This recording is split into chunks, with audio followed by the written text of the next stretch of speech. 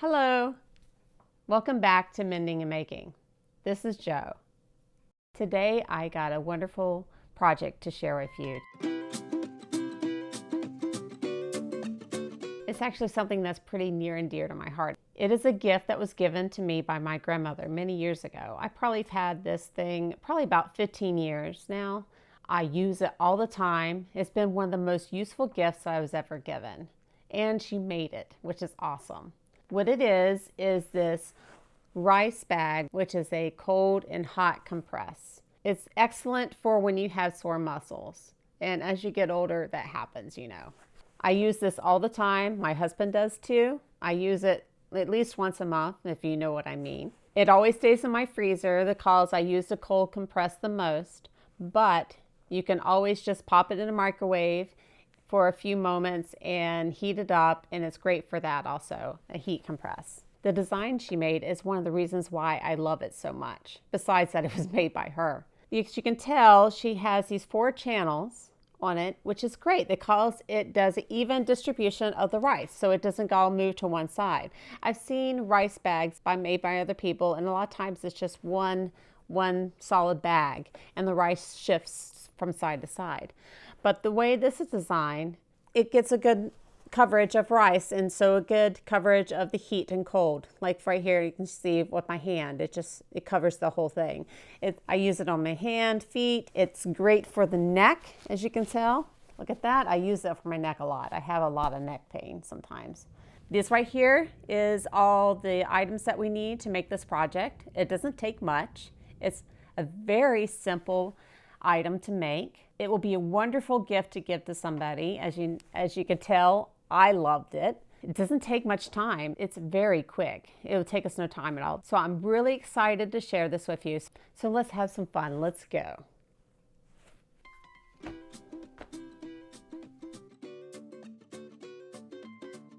So I went for my stash and I found a couple fabrics that's been in my stash forever. Actually, I kind of stole this one from my mom. This was in her stash and I stole it a couple of years ago to do some small projects.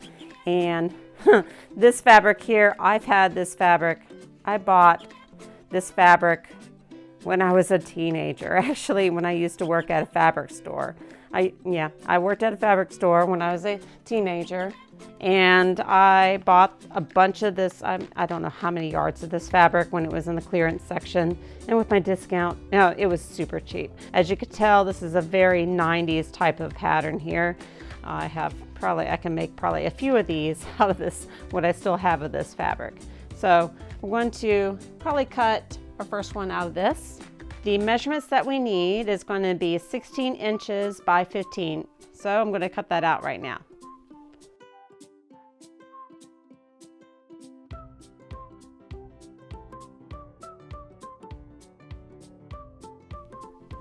Okay, now that I got my iron warmed up, I'm just going to press it, make sure it's nice and flat.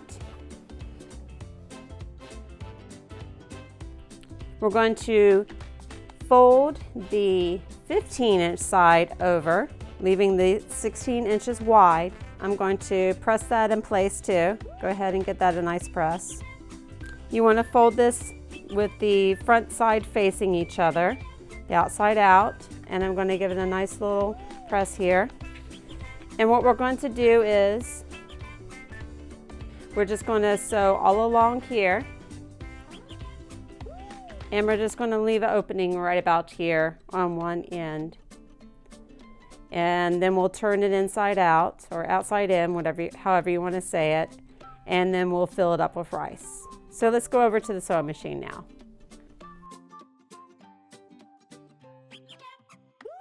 I just need to sew this short section,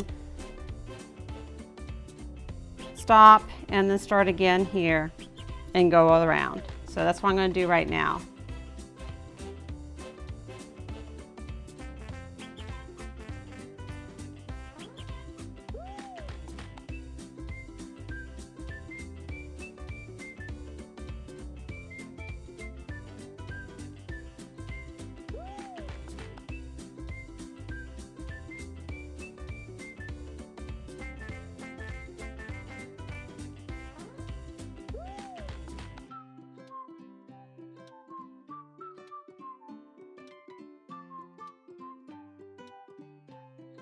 Press it to make sure it's nice and flat.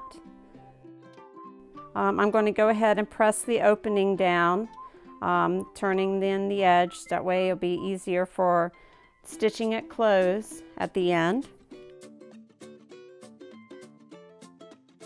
Okay, and the next thing we're going to do is make sure you know which side has the opening, and we're going to measure for each channel. I took a look and it looks like she did 3 3/4 of inch channels. So we're going to get our measuring device. I got a ruler here, and I'm going to use my tailor's chalk. You can also use, there's fabric pens that you can use that will wash off. And you can also use an actual ink pen if that's all you have, if you don't have one of these things. Just keep in mind it will leave a mark on the fabric that probably won't go away even, but your stitching will be over it. So if you can invest in some tailor's chalk or a fabric pen, that would be great. I prefer the tailor's chalk. They're awesome, and it rubs right off after a while, or washes off, and they come in different colors. I'm just old school like that. I like the tailor's chalk.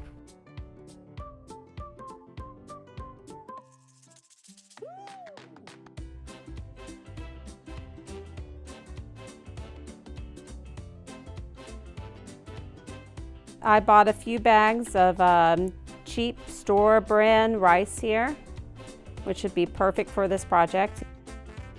And you're going to need a piece of paper to use as a funnel to make it easy to get the rice poured in.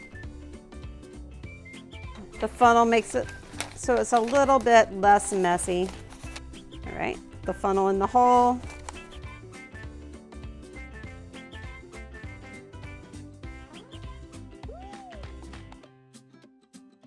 Goal is to fill up this first portion. It looks like that was a perfect amount right there. Okay, you want to fill it up, but you want to be able to pinch it like here, like this right here. We want to have enough room for our presser foot to be able to lay flat while it's sewing down. So that's actually really good right here. That was just beginner's luck right there. All right, so we want to take some pins, and we're going to keep that rice back in its channel. Keep it out of the way. All right, so I'm just pinching while I'm putting the pins in. That way I can try to keep that rice. I'm going to actually use a lot more pins than I normally use, just to help keep the rice in its spot.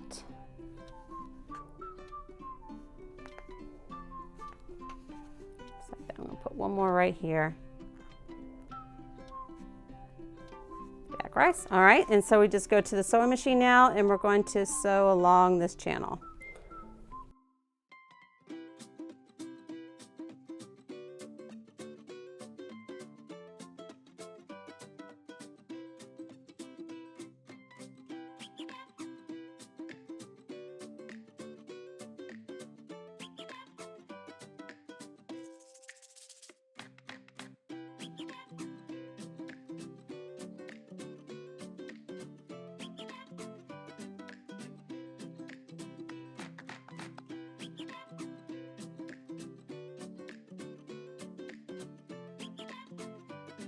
And so we just got the last section left to fill up. I'm going to attempt to do this without the funnel. Let's see how much. I might have to do the funnel.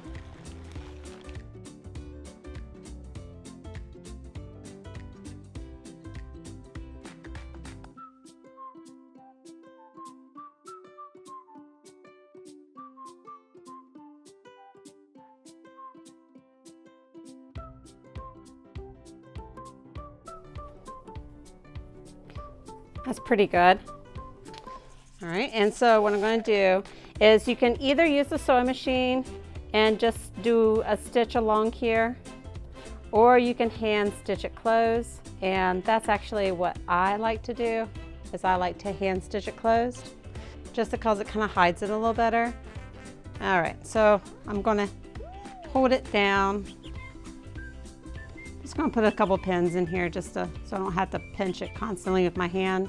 But a lot of times I'm just doing this quick and I just pinch it with my hand as I stitch. I already got a needle with some white thread here. You want to hide the knot in the inside.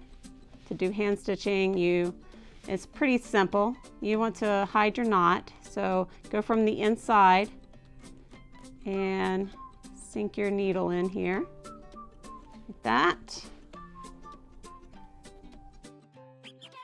All right, and so what we're going to do is we're going to just go along here. This is considered like a ladder stitch. We're just going to go along here a little bit at a time and pull it through.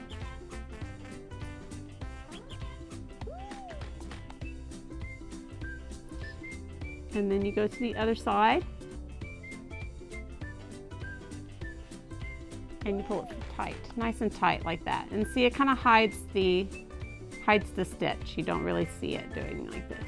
So then you go back, you just go back and forth between the two sides. I could have used a smaller needle.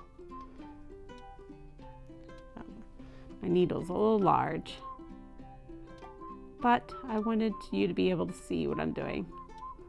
All right, and you want to do the stitching pretty tight because you do have loose rice in here, and so if you have the hand stitching a bit too large of a stitches, some of the rice might work their way out. So I'm just going back and forth here all along the opening that I left to enclose it.